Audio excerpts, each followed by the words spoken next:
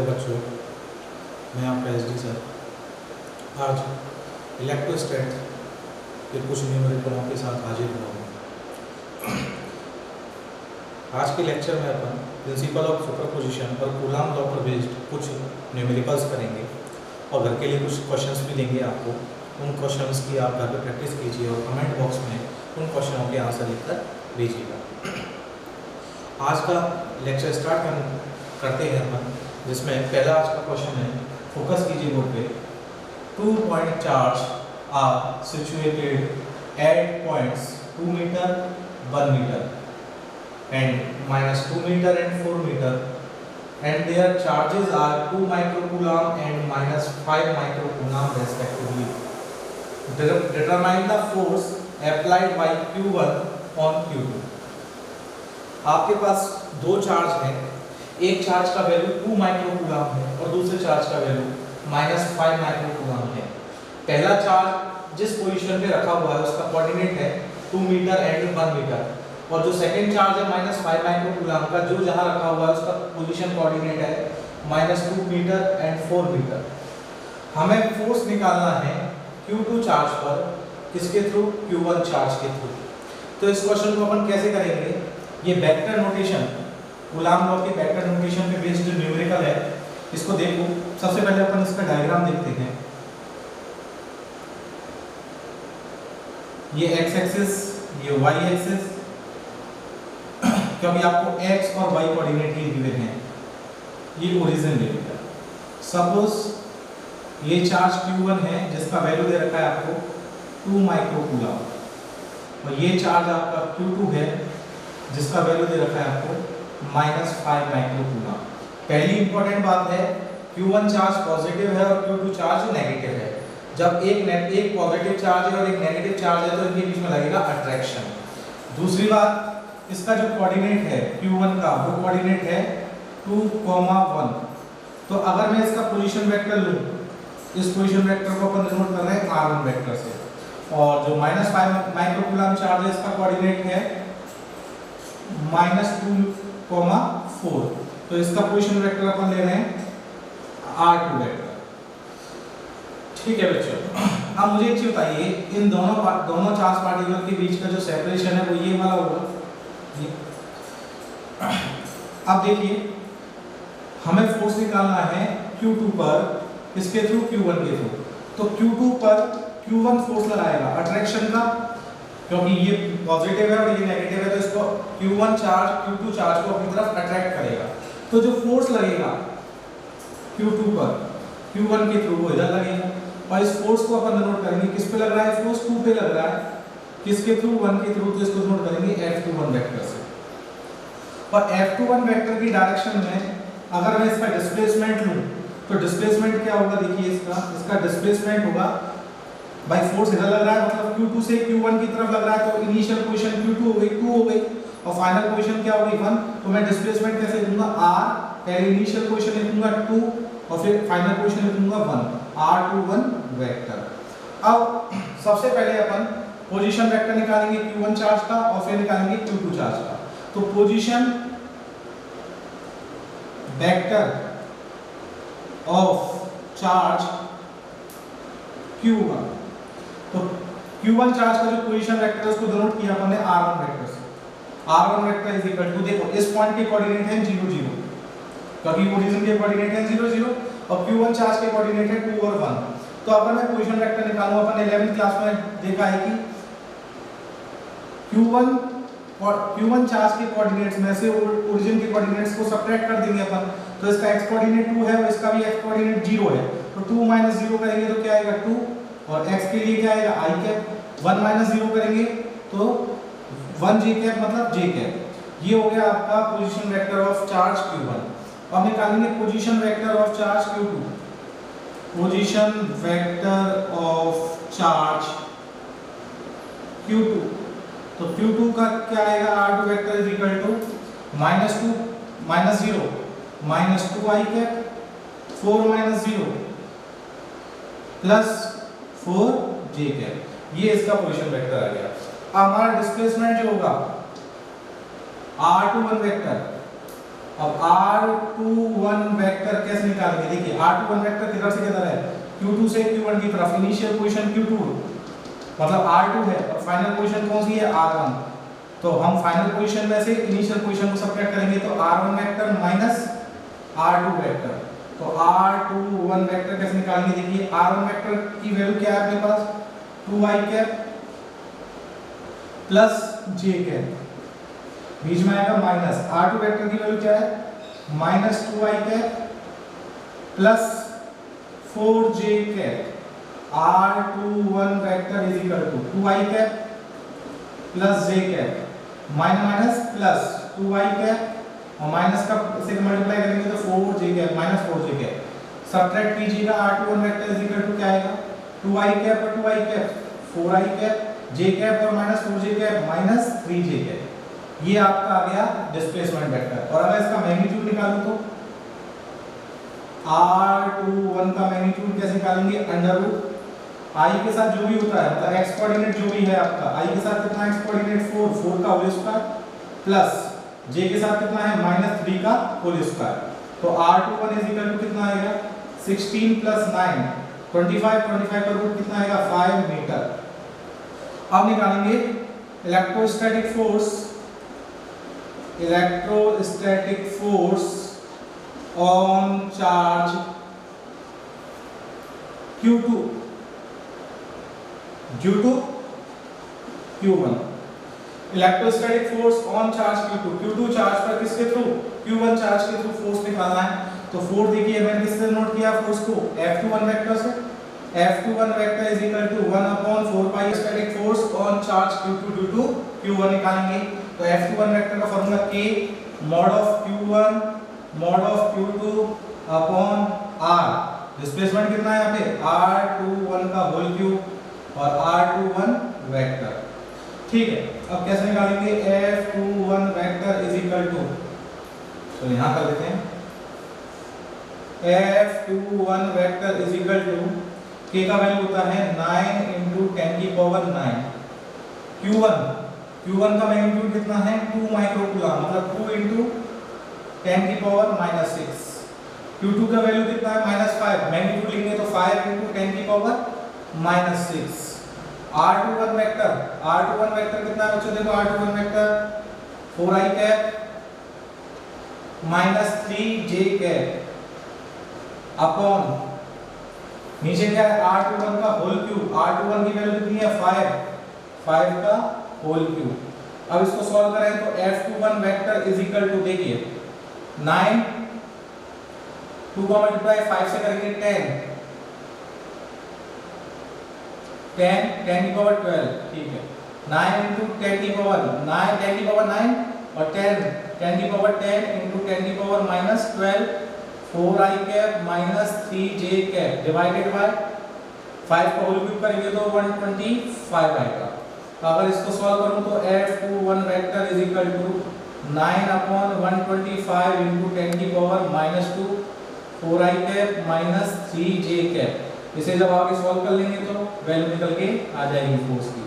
ये फोर्स है Q2 charge पर किसके थ्रू? Q1 चार्ज के थ्रू। एक बार दोबारा देखिएगा,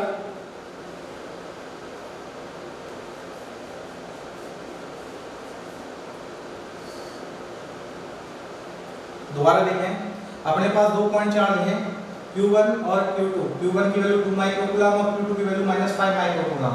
Q1 चार्ज रखा हुआ है 2,1 पर और ये रखा हुआ है Q2 -2,4 पर। हमें Q2 चार्ज पर फोर्स निकालना है किसके थ्रू? Q1 के थ्रू। तो देखिए ये x कोऑर्डिनेट, ये y कोऑर्डिनेट, ये ओरिजिन के कोऑर्डिनेट होते हैं 0 0। Q1 चार्ज का पोजीशन वेक्टर ले लिया R1 वेक्टर जो किसके इक्वल होगा? 2i cap plus j cap के इक्वल होगा। और Q2 चार्ज का कोऑर्डिनेट है -2,4 तो इसका पोजीशन वेक्टर होगा -2i cap plus 4j vector. अब देखिए Q2 चार्ज नेगेटिव है और Q1 चार्ज पॉजिटिव है। हमें Q2 चार्ज पर फोर्स निकालना है किसके थ्रू? Q1 charge. तो Q1 चार्ज इस Q2 चार्ज को अपनी तरफ अट्रैक्ट करेगा क्योंकि अपोजिट नेचर के चार्ज हैं। तो ये फोर्स को अपन ले लिया F21 वेक्टर मतलब सेकंड चार्ज पर 1 चार्ज के थ्रू फोर्स। और इस डायरेक्शन में डिस्प्लेसमेंट क्या ले लिया मैंने? देखो Q2 से Q1 की तरफ लग रहा है फोर्स, तो इनिशियल पोजीशन 2 हो गई और फाइनल पोजीशन कौन सी हो गई? 1। तो पहले लिखेंगे अपन इनिशियल पोजीशन और फिर लिखेंगे फाइनल पोजीशन R21 वेक्टर। तो अब r21 वेक्टर निकालेंगे तो r21 वेक्टर में 2 तो है इनिशियल पोजीशन और 1 है फाइनल पोजीशन, तो final position vector minus initial position vector. r1 vector की वैल्यू है आपके 2i cap plus j cap, बीच में है माइनस r2 वेक्टर की वैल्यू है minus 2i cap plus 4j cap. जब आप इसे सॉल्व करेंगे तो r21 वेक्टर कितना आ जाएगा 4i cap minus 3j cap. अगर मैं r21 वेक्टर का मैग्नीट्यूड निकालूं तो कैसे निकालेंगे, अंडर रूट i के साथ जो भी वैल्यू उसका स्क्वायर प्लस j के साथ जो भी वैल्यू उसका स्क्वायर, सॉल्व करेंगे 5 मीटर आ जाएगा। अब इलेक्ट्रोस्टैटिक फोर्स निकालेंगे चार्ज q2 पर किसके थ्रू, q1 के थ्रू, इसको डिनोट करेंगे F21 वेक्टर से। फार्मूला होता है a mod of q1 mod of q2 upon r21 का होल क्यूब r21 वेक्टर। इस फार्मूले में वैल्यू सेट कर देंगे अपन। ध्यान रखने वाली बात है कि q1 और q2 के मैग्नीट्यूड लेने साइन लेके चलने अपन को, ठीक है। सॉल्व कर लेंगे, आंसर निकल के आ जाएगा। बच्चों जो अगला क्वेश्चन है वो ये है, एक रिजिड सपोर्ट है, उससे दो स्ट्रिंग कनेक्टेड है और इन दोनों स्ट्रिंग की जो एक एंड तो इस रिजिड सपोर्ट से अटैच्ड है और दूसरे एंड पर सेम चार्ज के दो मेटेलिक बॉडी है, सेम चार्ज की दो बॉडी है। इस पे भी चार्ज Q सपोज किया मैंने और इस पे भी चार्ज Q सपोज किया। इन दोनों बॉडीज का जो मास है वो 200 ग्राम है, इसका भी मास 200 ग्राम है और इसका भी मास 200 ग्राम है। और ये जो स्ट्रिंग है इनकी जो लेंथ है वो 40 सेंटीमीटर है, 40 सेंटीमीटर 40 सेंटीमीटर है। और ये दोनों जो बॉडी हैं वो इक्विलिब्रियम में है। इक्विलिब्रियम का मतलब है कि इसमें भी नेट फोर्स 0 है और इसमें भी नेट फोर्स 0 है, मतलब ये दोनों कोई भी मोशन नहीं हो रहा है, यहाँ पे आके बिल्कुल स्टेट हो रेस्ट में आ चुकी है। और इन दोनों की इक्विलिब्रियम में दोनों के बीच का जो डिस्टेंस है वो 4 सेंटीमीटर है। तो हमसे ये पूछ रहा है कि जब ये दोनों बॉडी इक्विलिब्रियम में होंगी उस समय इन दोनों बॉडीज पर कितना कितना अमाउंट का चार्ज है, ये अपन से ये पूछ रहा है। अब इस क्वेश्चन को कैसे करें, पहले एक चीज फोकस कीजिए। इसका मास है मान के चलिए m, अभी m की वैल्यू 200 ग्राम है, तो इसका वेट फोर्स कहाँ लगेगा बच्चों, अपन को ये पता है कि वेट फोर्स हमेशा नीचे लगता है ग्रेविटी के कारण mg। जब वेट फोर्स नीचे लगेगा तो ये जो स्ट्रिंग है इसमें टेंशन क्रिएट होगा, टेंशन कितना सपोज किया मैंने T। अब देखिए एक चीज फोकस कीजिए, ये जो एंगल है ये वाला, ये एंगल कितना है, ये वाला एंगल थीटा, तो ये एंगल भी कितना होगा थीटा, क्योंकि अल्टरनेट से एंगल है आपकी, ये थीटा है तो ये भी थीटा होगा। अब देखिए जो T है इस टेंशन के अपन को कंपोनेंट रिजॉल्व करने पड़ेंगे। तो देखिए T का ये जो कंपोनेंट होगा, क्योंकि ये जो टेंशन है वो इससे थीटा एंगल बना रहा है, तो जिसके साथ थीटा एंगल बनाता है कोई भी वेक्टर जिसके साथ एंगल बनाता है वो कंपोनेंट जाता है cos में, तो ये हो गया T cos थीटा। और इसके वर्टिकल वाला इसके परपेंडिकुलर वाला कंपोनेंट किधर जाएगा, इधर, ये कंपोनेंट होगा कितना T sin थीटा। सेम इसी के लिए होगा, लेकिन हम तो एक से ही सॉल्व कर देंगे इसे। तो ये T cos थीटा और ये T sin थीटा। अब मुझे बताइए दोनों का सेम नेचर का चार्ज है, तो इन दोनों के बीच में जो इलेक्ट्रोस्टैटिक फोर्स लगेगा वो रिपल्सन का लगेगा या अट्रैक्शन का लगेगा। भाई ये भी पॉजिटिव है और ये भी पॉजिटिव है, तो रिपल्सन फोर्स लगेगा, अट्रैक्शन फोर्स तो रिपल्सन लगेगा। तो इसके थ्रू इस पे जो फोर्स लगेगा वो इधर लगेगा, जो का जो इसको अपन ने मान लिया Fe। और ये इक्विलिब्रियम में है, इन इक्विलिब्रियम। अब फोकस करना बेटा, इक्विलिब्रियम में क्या है, वर्टिकल फोर्सेस इक्वल होंगे और हॉरिजॉन्टल फोर्सेस भी क्या होंगे, इक्वल होंगे। वर्टिकल फोर्स कितना है, ऊपर की तरफ कितना फोर्स लग रहा है T cos थीटा, और इस T cos थीटा को कौन बैलेंस कर रहा है, mg। This is equation number first. अब हॉरिजॉन्टल फोर्सेस देखें, इधर लग रहा है Fe और इधर लग रहा है T sin थीटा, तो T sin थीटा किसके इक्वल होगा, Fe के इक्वल होगा। This is equation number second. Equation second divided by equation first. Equation second को इक्वेशन फर्स्ट से अपन डिवाइड करते हैं, तो कीजिएगा T sin theta upon T cos theta. T sin theta की वैल्यू कितनी है, Fe, और T cos थीटा किसके इक्वल है, mg। T से T cancel out, sin theta upon cos theta tan theta, tan theta is equal to Fe upon mg। अब बेटा एक चीज तो देखिए, tan theta is equal to Fe, electrostatic force का फार्मूला होता है K Q1 Q2 upon R square. तो Fe की जगह K Q1, पहला चार्ज का अमाउंट कितना है Q, दूसरे चार्ज का अमाउंट भी कितना है Q, अपॉन डिस्टेंस, दोनों के बीच की डिस्टेंस कितनी है x स्क्वायर mg। अब देखिए tan थीटा जो होता है perpendicular upon base, perpendicular theta के सामने वाली साइड, ये इसको मैं अगर आगे बढ़ा दूं तो ये परपेंडिकुलर हो गया और ये बेस हो गया, बेस की वैल्यू नहीं है, लेकिन यहाँ जो थीटा है here theta is very small, जब थीटा बहुत छोटा होगा तो tan theta approx equal to theta होगा और sin थीटा भी अप्रॉक्स इक्वल टू क्या होगा थीटा। आपको पता है थीटा की वैल्यू 0 डिग्री पर sin 0 डिग्री की वैल्यू भी क्या होती है 0 और tan 0 डिग्री की वैल्यू भी क्या होती है 0। तो जब थीटा स्मॉल होता है तो tan theta approx equal theta होता है और sin थीटा भी अप्रॉक्स इक्वल थीटा होता है। तो देन tan थीटा को अपन किसके इक्वल मान लेंगे, tan थीटा को अपन अप्रॉक्स इक्वल मान लेंगे sin थीटा के। तो हम यहाँ tan थीटा की जगह sin थीटा काम में ले लेंगे, देन tan थीटा की जगह sin theta is equal to k q into q square upon x square mg, अपन को निकालना है q square is equal to sin theta into x square mg upon k। अब इसको अगर मैं सॉल्व करूं q square is equal to sin theta निकालना है, sin थीटा का फॉर्मूला होता है परपेंडिकुलर अपॉन हाइपोटेन्यूज। तो देखो ये थीटा है परपेंडिकुलर, ये हो गया यहां से यहां तक, टोटल डिस्टेंस है 4 सेंटीमीटर और इसकी हाफ डिस्टेंस हो जाएगी 2 सेंटीमीटर, तो 2 into 10 की पावर -2 ये परपेंडिकुलर और हाइपोटेन्यूज देखो ये पूरा लेंथ कितने का है 40 सेंटीमीटर, तो 40 into 10 की पावर -2 सेंटीमीटर को मीटर में कन्वर्ट कर लिया। x स्क्वायर की वैल्यू बताओ बेटा, x की वैल्यू यहां से यहां तक की लेंथ है 4 सेंटीमीटर, तो 4 into 10 की पावर -2 का whole square m 200 gram kilogram में तो 1000 का डिवाइड हो जाएगा, g की वैल्यू अपन 10 ले रहे हैं यहाँ पे अपॉन k की वैल्यू 9 into 10 की power 9, q square is equal to solve कीजिएगा, आप देखो 10 की पावर -2 से 10 की पावर -2 ये 20 टाइम्स गया, 4 का स्क्वायर 16, 10 की पावर -2 का स्क्वायर 10 की पावर -4, ये इस तरीके से कैंसिल आउट, रिमेनिंग रहा ऊपर 2 अपॉन नीचे 20 into 9 into 10 की पावर 9। अब देखो इसको इससे कैंसिल आउट कर दें 10, q square is equal to 16 upon 9 10 की पावर -4 अपॉन 10 की power 10, q square is equal to 16 upon 9 into 10 की पावर 10 ऊपर जाएगा -14, q is equal to under root 16 upon 9 into 10 की power -14, q is equal to 16 का root 4, 9 का 3 और 10 की पावर -14 का 10 की पावर -7। जब इसको सॉल्व करेंगे तो 1.33 into 10 की पावर -7 कूलम चार्ज होगा इन दोनों बॉडीज के ऊपर।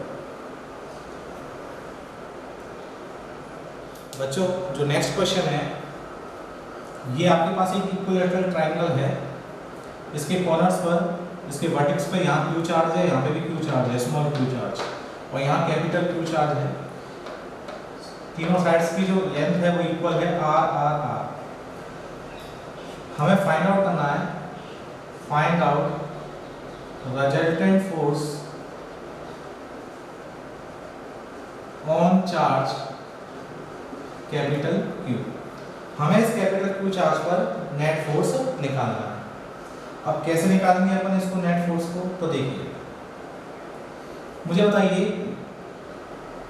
ये पॉजिटिव नेचर है, इसका भी पॉजिटिव नेचर है और ये भी पॉजिटिव नेचर है।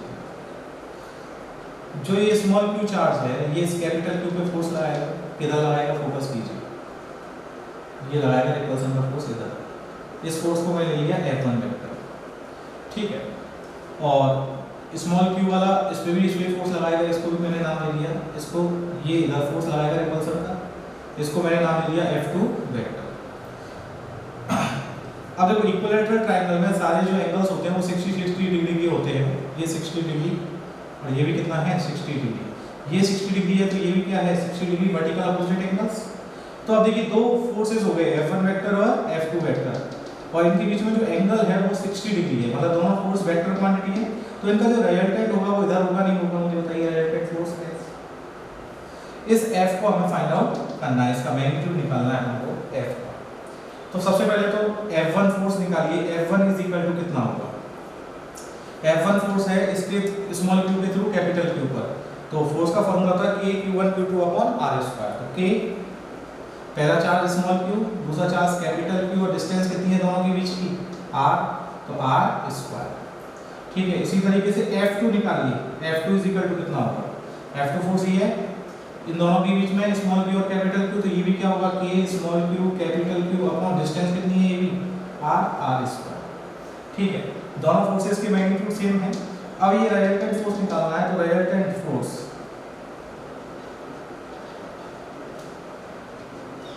On charge capital Q F is equal to under root, आपने वेक्टर फॉर्मूला याद है वेक्टर सम का, R is equal to under root A square plus B square plus 2AB cos theta, vector formula है। तो F is equal to पहला vector कौन सा है? F1 वेक्टर है, दूसरा कौन सा है? F2 वेक्टर, तो F1 square plus F2 square plus 2F1 F2 cos theta, ये आपका फॉर्मूला है F इज इक्वल टू। अब मैंने ये मान लिया कि F1 और F2 दोनों सेम हैं, तो मैंने मान लिया, लेट्स सपोज इसको मैंने मान लिया x, तो देखिए F1 की जगह x square plus 2 x into x square cos 60 degree, theta की वैल्यू कितनी है दोनों के बीच में? 60। F is equal to under root x square plus x square 2x square plus 2x square cos 60 की वैल्यू 1/2, 2 से 2 कैंसिल आउट हो जाएगा। F is equal to under root 2x square plus x square, solve कीजिए इसको, कितना आएगा? F is equal to आएगा आपका 3x स्क्वायर का रूट लेंगे तो अंडर रूट 3x, तो F is equal to under root 3। x की वैल्यू क्या है बच्चों? x की वैल्यू हमने मानी है K Q अपॉन R² को मैंने x माना है, तो K small q capital Q upon R²। ये रिजल्टेंट फोर्स हो गया इस कैपिटल Q चार्ज पे। अब जो नेक्स्ट क्वेश्चन है वो भी सिमिलर इसी तरीके का है।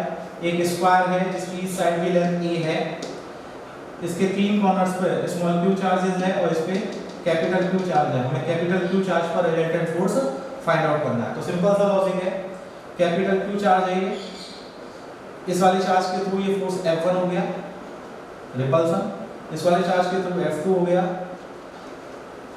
और इस वाले चार्ज के थ्रू हो गया F3। ठीक है भाई, अब मुझे एक चीज बताइए, F1 और F2 इन दोनों के बीच में एंगल कितना होगा? क्योंकि ये एंगल 90 का, तो ये एंगल भी कितने का होगा? 90 का। अच्छा, इन दोनों के बीच की डिस्टेंस कितनी है? a, इन दोनों के बीच की डिस्टेंस भी कितनी है? a। अब इसके और इसके बीच की डिस्टेंस निकालनी है, तो देखो ये राइट एंगल ट्रायंगल है, ये परपेंडिकुलर हो गया, ये बेस हो गया, और ये हाइपोटेन्यूस हो गया। परपेंडिकुलर a है, बेस भी a है, तो ये बताइए कितना आएगा? अंडर रूट 2a आएगा या नहीं आएगा, मुझे बताइए। तो अब देखिए मुझे सबसे पहले F1 फोर्स निकालना है। F1 कितना होगा यहाँ पे? F1 is equal to, F1 force कितना होगा देखिए आप, F1 is equal to K Q into capital Q, distance कितनी है दोनों के बीच की? a का स्क्वायर।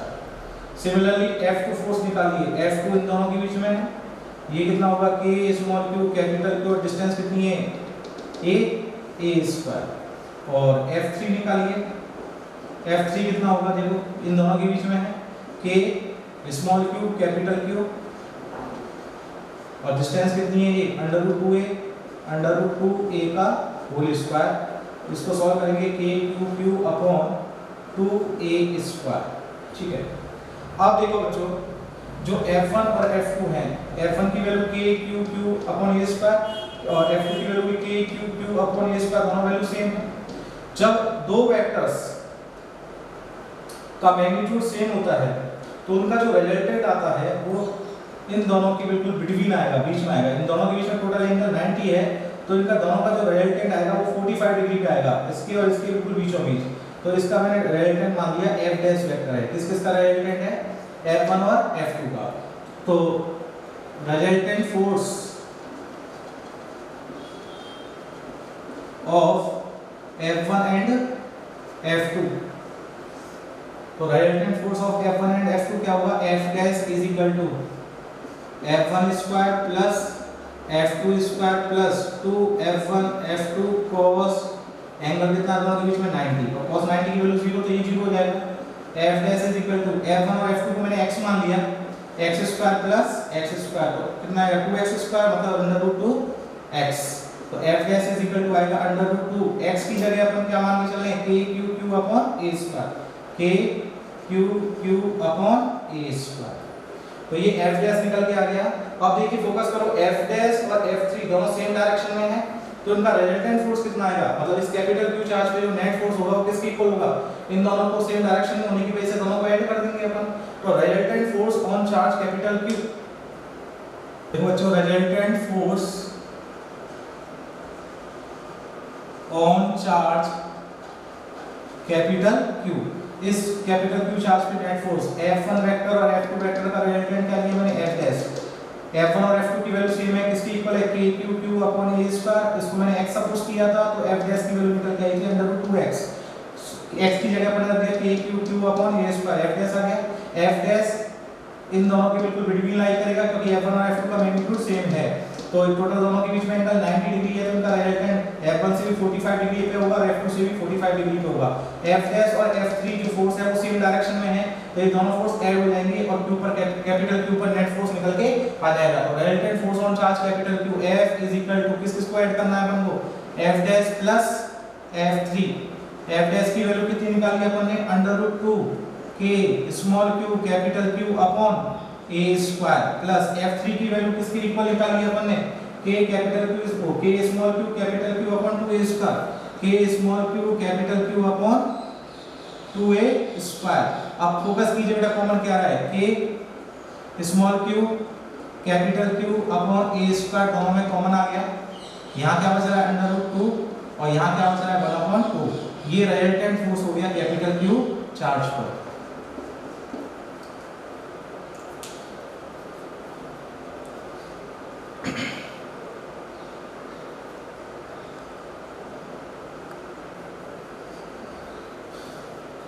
बच्चों जो अगला क्वेश्चन है उसमें एक इक्विलेटरल ट्रायंगल है जिसकी इस साइड की लेंथ a है, इसके वर्टेक्स पे 3 चार्ज लगे हुए हैं q q और स्मॉल q, इसके सेंट्रोइड जो है उस पर कैपिटल Q चार्ज रखा हुआ है। हमें इस कैपिटल Q चार्ज पर नेट फोर्स फाइंड आउट करना है।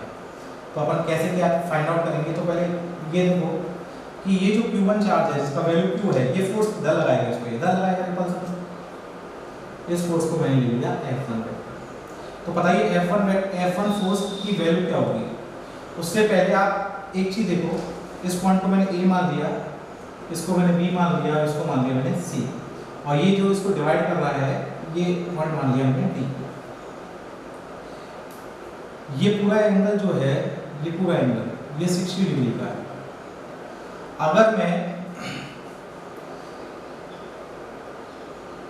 ये जो लेंथ है आपकी CD, इस CD लेंथ को अगर फाइंड आउट करना चाहूँ तो कैसे निकालूंगा, तो देखो ये जो ट्रायंगल दिख रहा है आपको कौन सा, A C और ये D वाला जो ट्रायंगल है ये वाला, ये एक राइट एंगल ट्रायंगल है और राइट एंगल ट्रायंगल है, और इसमें अगर मैं साइन बीटा निकालूं in triangle DAC, sine angle कितना है 60 degree is equal to perpendicular upon hypotenuse. Perpendicular क्या होगा इसका CD परपेंडिकुलर एंगल के सामने वाली साइड परपेंडिकुलर, और हाइपोटेन्यूज कितना हो गया इसका AC।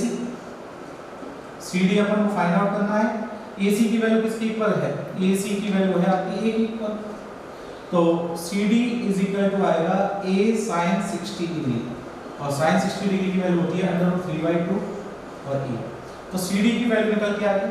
अब हमने मैथमेटिकल एक कॉन्सेप्ट है कि इक्विलेटरल ट्रायंगल में जो मीडियन होता है, इसका जो सेंट्रोइड होता है मीडियन को 2:1 में डिवाइड करता है, 2:1।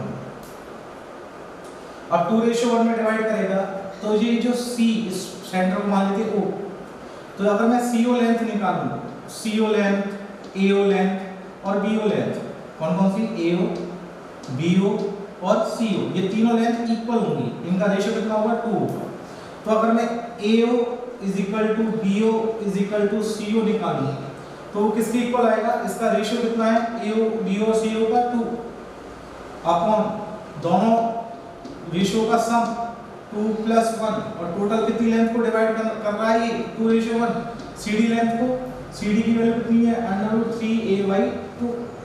अगर मैं इसको सॉल्व करूं तो AO is equal to BO is equal to CO, AO is equal to BO is equal to CO is equal to कितना आएगा, देखो 2 से 2 कैंसिल आउट, 2 + 1 3 हो जाएगा, √3 से 3 को कैंसिल आउट करेंगे तो a/√3 आ जाएगा या नहीं आ जाएगा, मुझे बताइए। तो एक चीज क्लियर हो गई, AO लेंथ, BO लेंथ और CO लेंथ, इन तीनों की लेंथों की वैल्यू जो होगी वो a/√3 होगी। अब हमें निकालना फोर्स, F1 वेक्टर फोर्स निकालना है, F1 फोर्स निकालना है, F1 फोर्स। दूसरा Q2 चार्ज के थ्रू जो फोर्स लगेगा किस पर, कैपिटल Q पर, वो इधर लगेगा, ये F2 फोर्स हो गया। तो देखो AO डिस्टेंस और BO डिस्टेंस सेम है, और साथ ही साथ यहाँ पे स्मॉल q चार्ज है, यहाँ पे कैपिटल Q चार्ज है, और यहाँ पे भी कितना है स्मॉल। तो इन दोनों के बीच में लगने वाला फोर्स और इन दोनों के बीच में लगने वाला फोर्स और इन दोनों के बीच में लगने वाला फोर्स, तीनों फोर्स इक्वल होंगे। तो F1 फोर्स, अब देखो Q3 वाला फोर्स लगा रहा है इस पे इधर रिपल्सन का, इसको मैंने मान लिया F3 वेक्टर। Q1 के थ्रू फोर्स इधर है F1 वेक्टर, Q2 के थ्रू फोर्स इधर है F2 वेक्टर और Q3 के थ्रू फोर्स इधर है F3 वेक्टर। ठीक है, तो तीनों फोर्सेस का मैग्नीट्यूड सेम होगा, F1 = F2 = F3 के स्मॉल q कैपिटल Q और डिस्टेंस AO डिस्टेंस कितने के बराबर है a/√3, BO डिस्टेंस भी a/√3, तो a/√3 का होल स्क्वायर। जब इसको सॉल्व करेंगे F1 = F2 = F3, तीनों की वैल्यू क्या आएगी, a small q capital Q, a का होल स्क्वायर, a² √3 का होल स्क्वायर, 3 ऊपर चले जाएगा, 3kQQ/a²। तीनों फोर्सेस की वैल्यू सेम है। अब एक चीज फोकस करो, ये पूरा एंगल 60 डिग्री है, तो ये 60 डिग्री एंगल को ये लाइन इक्वली डिवाइड कर रही है, तो ये 60 है तो ये 30 का, ये भी 30 का होगा।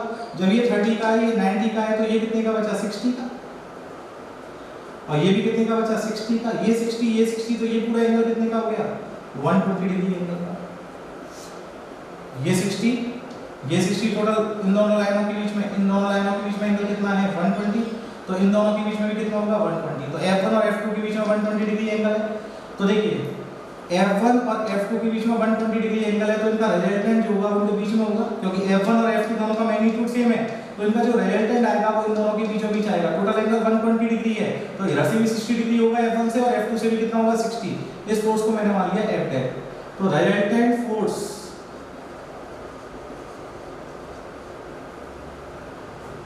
Of F1 vector and F2 vector, resultant force को मैंने F' लिया। अब किसके इक्वल आएगा, F1² + F2² + 2F1 F2 cos theta की वैल्यू दोनों के बीच में एंगल 120 डिग्री। अब देखिए F1 F2 और F3 इन सबको मैंने क्या मान लिया x, तो F1 की जगह क्या आएगा x² + x² + 2x * x x² cos 120 की वैल्यू -1/2, 2 से 2 कैंसिल आउट हो गया। F' कितना आएगा 2x² और x² का -1 से मल्टीप्लाई करेंगे तो -x², √x² कितना आएगा x। तो F' की वैल्यू कितने की इक्वल आई x को हमने क्या माना है k small q capital Q 3, भाई ये भी तो x होगा 3kQQ/a²। अब सुनिए F' आ गया। अब F' की जो डायरेक्शन है और F3 की डायरेक्शन दोनों एक दूसरे के अपोजिट हैं, तो resultant force on charge capital Q, resultant force on charge capital Q F देखिए F' और F3 दोनों अपोजिट हैं तो सब्ट्रैक्ट होंगे, F' - F3, F' की वैल्यू कितनी है 3kQ कैपिटल Q/a² F3 की वैल्यू भी कितनी है 3kQ कैपिटल Q/a² कितना आएगा 0। तो इस सेंटर पे जो कैपिटल Q चार्ज रखा हुआ है इस पे नेट फोर्स लगेगा 0। अब मैं एक छोटा सा कॉन्सेप्ट बता दूं कंपटीशन के लेवल से, अगर कोई भी रेगुलर बॉडी है, रेगुलर बॉडी मतलब रेगुलर शेप की अगर कोई बॉडी है और उसके वर्टेक्स पे इक्वल अमाउंट के चार्ज रखे हुए हैं, तो उसके सेंटर पर कोई भी चार्ज रखा हुआ है तो उस चार्ज पर नेट फोर्स ऑलवेज 0 होगा। ये नीट के लिए शॉर्ट ट्रिक है कि अगर रेगुलर बॉडी है उस पे सेम अमाउंट के चार्ज रखे हुए हैं तो उसके सेंटर पे जो भी चार्ज पार्टिकल रखा होगा उस पर नेट फोर्स क्या होगा ऑलवेज 0 होगा।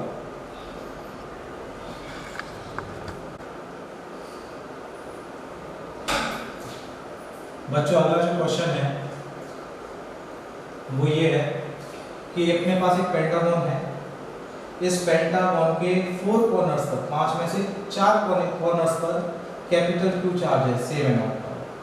तो हमें इसके सेंटर पर जो स्मॉल q चार्ज है इस पे नेट फोर्स अपन को फाइंड आउट करना है। इस क्वेश्चन को अपन एक कॉन्सेप्ट से समझें। अगर इस पेंटागन के सारे कॉर्नर्स पर, अगर पांचों कॉर्नर्स पर कैपिटल Q चार्ज होता तो इसके सेंटर पर लगने वाला नेट फोर्स होता 0। ये मैंने आपको इससे पहले वाले क्वेश्चन में बताया था कि कोई भी रेगुलर सी बॉडी है, अगर उसके सभी कॉर्नर्स पर सेम अमाउंट के चार्ज है तो उसके सेंटर पर लगने वाला नेट फोर्स क्या होगा? 0 होगा। इसी तरीके से यहाँ अगर पांचों कॉर्नर्स पर कैपिटल Q चार्ज होता तो सेंटर पे नेट चार्ज होता 0, लेकिन यहाँ पर 4 कॉर्नर्स पर चार्ज है, ये वाला कॉर्नर्स पर कोई भी चार्ज नहीं है, तो इसका रिजल्टेंट फोर्स 0 नहीं होगा। अब रिजल्टेंट फोर्स कहाँ होगा? तो एक चीज बताइए, इसको समझने के लिए मैं ही सपोज कर लेता हूँ कि यहाँ पर मैंने सपोज कर लिया, सपोज यहाँ पे भी कौन सा चार्ज है? कैपिटल Q चार्ज है। अगर मैं यहाँ पे कैपिटल Q चार्ज को और कंसीडर कर लेता हूँ तो यहाँ पे अब नेट फोर्स कितना हो जाएगा? सेंटर पे 0 हो जाएगा। तो कहने का मतलब इन चारों चार्ज के थ्रू जो सेंटर पे फोर्स जनरेट होगा वो इस 5th कॉर्नर पर जो चार्ज है इसके थ्रू जो फोर्स होगा उसके इक्वल होगा। कहने का मतलब अगर मान के चलो ये चार्ज जो फोर्स लगा रहा है वो F1 वेक्टर लगा रहा है, ये वाला चार्ज जो फोर्स लगा रहा है वो F2 वेक्टर लगा रहा है, मान के चलो ये वाला चार्ज लगा रहा है F3 वेक्टर, ये चार्ज लगा रहा है F4 वेक्टर। तो इन चारों फोर्सेस का जो वेक्टर सम होगा वो इस 5th मतलब इस वाले चार्ज के थ्रू लगने वाले फोर्स के इक्वल होगा या नहीं होगा? मुझे बताइए। F5 वेक्टर के कहने का मतलब here F1 vector plus F2 vector plus F3 vector plus F4 vector plus F5 vector का जो सम होगा वो 0 के इक्वल होगा। तो कहने का मतलब F1 vector plus F2 vector plus F3 vector plus F4 vector is equal to कितना होगा? Minus F5 vector. तो अगर मैं F5 फोर्स को निकाल लूं तो ये जो फोर्स होगा वो इन सबके वेक्टर सम के इक्वल होगा या नहीं होगा? मुझे बताइए। तो F5 फोर्स कैसे निकालेंगे? Here F5 is equal to, देखिए F5 फोर्स इस कैपिटल Q के थ्रू इस स्मॉल q पे लगने वाला फोर्स है, तो K capital Q small q और डिस्टेंस कितनी है? इस साइड की डिस्टेंस है a, भाई हर कोने से सेंटर की डिस्टेंस है a, तो ये डिस्टेंस भी कितनी है? a का स्क्वायर। तो बताइए F1 vector plus F2 vector plus F3 vector plus F4 vector किसके इक्वल होगा? Minus K capital Q small q upon a square. ये आपका रिजल्टेंट फोर्स हो गया स्मॉल q चार्ज पर। अब यहाँ माइनस ये डिनोट कर रहा है कि जो आपका रिजल्टेंट फोर्स लगेगा इस स्मॉल q चार्ज पर वो किस कॉर्नर की तरफ लगेगा? जिस कॉर्नर पर कोई भी चार्ज नहीं है उसकी तरफ लगेगा। तो आज के लिए बच्चों इतना ही काफी है। अगले लेक्चर में अपन कुछ क्वेश्चंस के साथ फिर हाजिर होंगे। तब तक के लिए अच्छे रहिए, स्वस्थ रहिए, क्योंकि लॉकडाउन चल रहा है, आप घर पे रहेंगे। जितना आप घर पे रहेंगे उतना आप सुरक्षित रहेंगे। घर वालों को भी बाहर जाने से रोकिए आप, ठीक है।